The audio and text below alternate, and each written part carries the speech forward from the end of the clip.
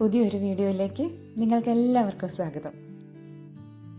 ഇന്ന് ഞാൻ തയ്യാറാക്കുന്നത് പാലപ്പമാണ്.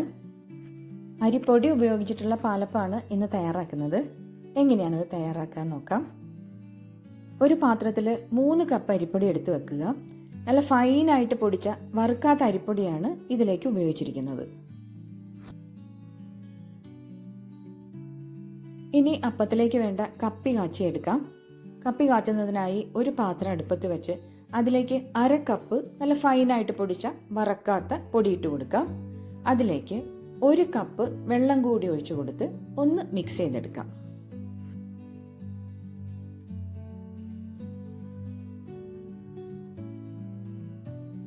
ഇനി തീ ഏറ്റവും കുറച്ച് വെച്ചിട്ട് ഇതൊന്ന് നമുക്ക് കുറുക്കിയെടുക്കാം. കൈ വിടാതെ ഇളക്കിയെടുക്കുക, അല്ലെങ്കിൽ ഇത് ചോട്ടി പിടിച്ച് കരിഞ്ഞു പോകാനായിട്ട് സാധ്യതയുണ്ട്.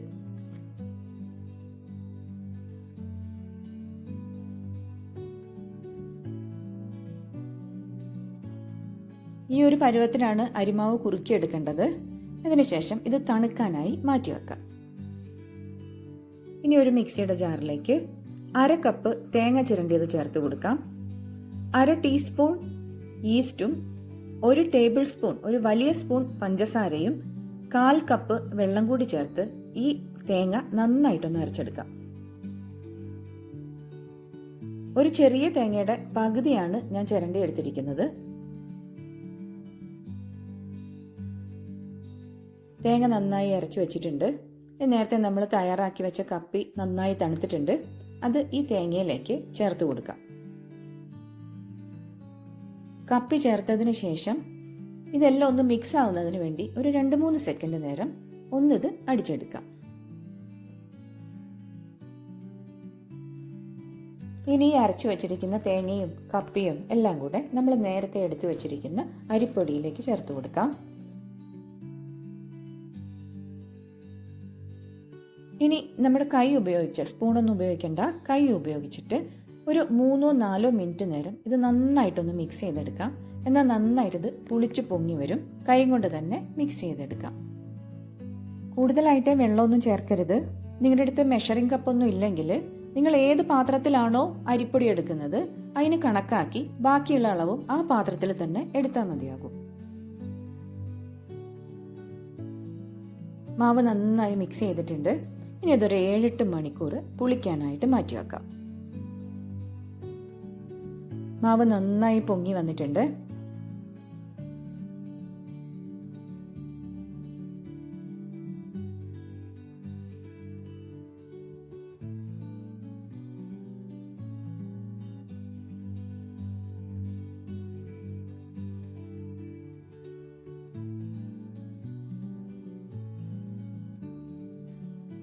ഇതിലേക്ക് 1/4 കപ്പ് നല്ല കട്ടി തേങ്ങാപ്പാൽ ചേർത്ത് കൊടുക്കാം.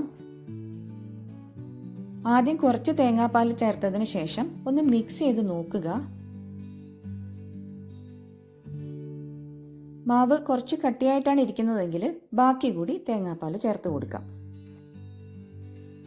ഇതിലേക്ക് 1/2 ടീസ്പൂൺ ഉപ്പ് കൂടി ചേർത്ത് നന്നായിട്ട് മിക്സ് ചെയ്തെടുക്കുക.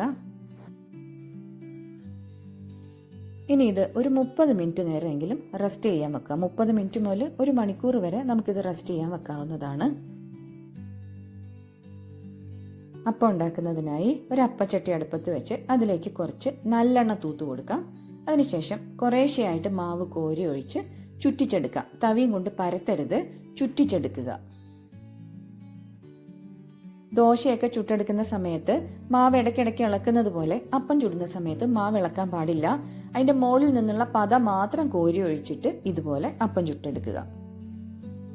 അതുപോലെ തന്നെ തവി ഈ മാവിലേക്ക് ഇട്ട് വെക്കാതെ നോക്കുക. മാവ് എടുത്തതിന് ശേഷം തവി വേറൊരു സ്ഥലത്ത്, വേറൊരു പ്ലേറ്റിലോ മറ്റോ മാറ്റി വെക്കുക. ഇനി ഇത് അടച്ചു വെച്ച് ലോ ഫ്ലെയിമിൽ അപ്പം ചുട്ടെടുക്കാം. ഇവിടെ പാലപ്പം റെഡി ആയിട്ടുണ്ട്. ഇതിന്റെ സൈഡെല്ലാം നല്ല ഗോൾഡൻ കളർ ആയിട്ടുണ്ട്. ഇതിന്റെ സെന്റർ ഭാഗമൊക്കെ നല്ല സോഫ്റ്റ് ആണ്. നല്ല ക്രിസ്പി ആയിട്ടുള്ള, സൈഡെല്ലാം നല്ല ക്രിസ്പി ആയിട്ടും സെന്ററിൽ നല്ല സോഫ്റ്റ് ആയിട്ടുള്ള സൂപ്പർ പാലപ്പം റെഡി ആയിട്ടുണ്ട്.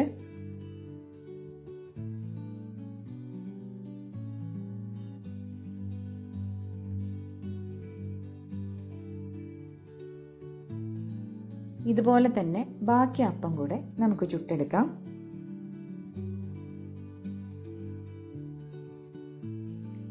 ഈ മാവിന്റെ മുകളിലുള്ള പത മാത്രം കോരി ഒഴിച്ച് അപ്പം ചുടുക. അപ്പോൾ നമ്മൾ ഓരോ തവണ മാവ് എടുക്കാൻ നേരത്തും മാവ് പതഞ്ഞ് വന്നുകൊണ്ടിരിക്കും. ആ പത മാത്രം നമുക്ക് കോരിയെടുത്ത് ചുട്ടാൽ മതിയാകും.